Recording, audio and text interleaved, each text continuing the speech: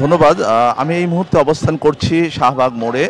আপনারা জানেন যে জুলাই আন্দোলনে গণহত্যার অভিযোগে আওয়ামী লীগে নিষিদ্ধ করার দাবিতে গতকাল সন্ধ্যার দিকে মাগরিবের পরপরই নামাজের পরপরই স্লোগানে উত্তাল হয়েছিল শাহবাগ মোড়।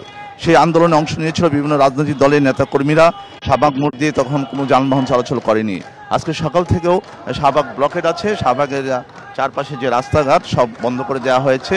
এখন আমরা দেখতে পাচ্ছি, একটু জটলা দেখতে পাচ্ছি, সেখানে স্লোগানে তারা আওয়ামী লীগ নিষিদ্ধের দাবি তুলছেন।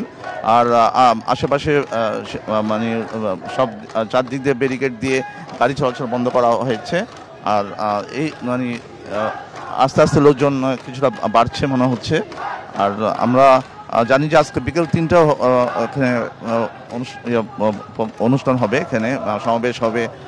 সেখানে বিভিন্ন রাজনৈতিক দলের নেতাকর্মীরা অবস্থান করবে এবং তারা বলছেন যতক্ষণ পর্যন্ত আওয়ামী লীগ নিষিদ্ধ না করা হবে ততক্ষণ তারা রাজপথ থেকে যাবেন না। আর এই আমরা চারপাশে আপনাকে দেখতে পাচ্ছেন যে কি অবস্থা এখন। আস্তে আস্তে এখানে আমরা জানি যে এখানে পিজি হাসপাতাল এবং বারডেম আসছে, এখানে রুগীরা আসছে, কিন্তু সীমিত রিক্সা আশেপাশে মানে একদম সাধারণত ইন্টারকন্টিনেন্টাল থেকে ব্যারিকেড দেওয়া ছিল, কিন্তু তারপরও রিক্সা ঢুকতে দেওয়া হচ্ছে, কিছুটা দেওয়া হচ্ছে কারণ রুগীর বিবেচনা করার পরে। আর এই মুহূর্তে স্লোগান আমরা দেখছি কিছুটা জমায়েত হচ্ছে। আর মেহেদী